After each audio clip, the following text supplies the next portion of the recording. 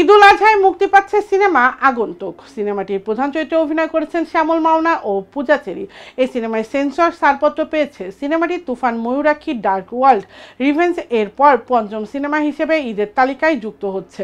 সিনেমার পরিবেশক জাহিদ হাসান অভি বলেন, সিনেমাটি প্রথমে ভালোবাসা দিবসে মুক্তি দিতে চেয়েছিলাম, কিন্তু সে সময় সাকিব খানের দরদ আসবে জেনে আর মুক্তি দেয়নি।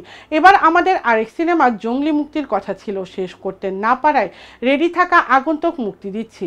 ইতোমধ্যে দেশের সব সিনেপ্লেক্সে চূড়ান্ত হয়েছে, সিঙ্গেল স্ক্রিনে কথাবার্তা চলছে। অভি জানান, পোস্টার রিলিজের মাধ্যমে সিনেমাটির প্রচার শুরু হলো।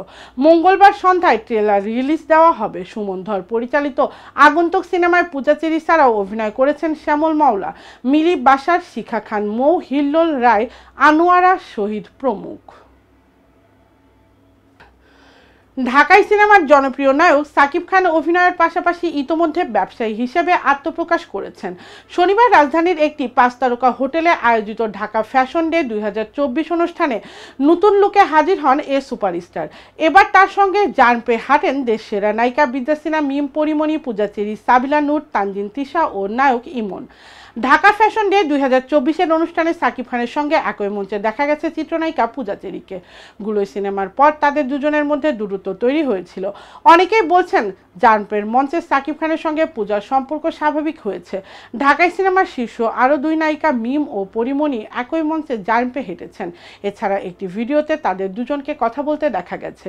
এছাড়া পরাণ সিনেমা মুক্তির পর নায়ক শরীফুর রাজকে ঘিরে এই দুই নায়িকার মধ্যে দূরত্ব হয়েছিল, যা মিটে গেছে বলে ধারণা করা হচ্ছে। এবারের ঢাকা ফ্যাশন ডে 2024 মূল স্পন্সর ছিল হারল্যান্ড নিউ ইয়র্ক। সময়ের আলোচিত নায়িকা শবনম বুবলী টানা কয়েক ঈদে তার অভিনীত সিনেমা মুক্তি পাওয়ায় বেশ ফর্মে রয়েছেন এই নায়িকা।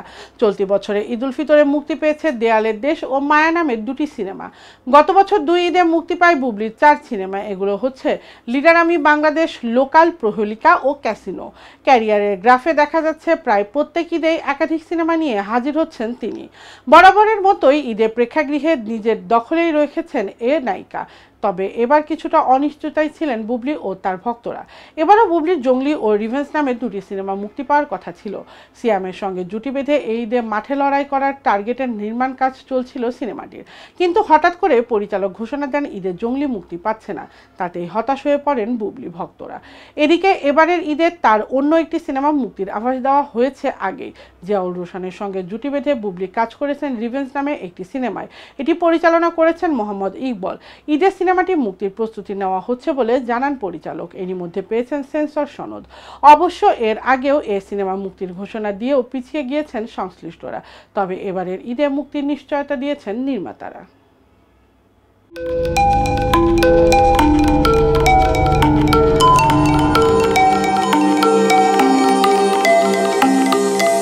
টেন টিভি, দেশ ও দশের কথা বলে।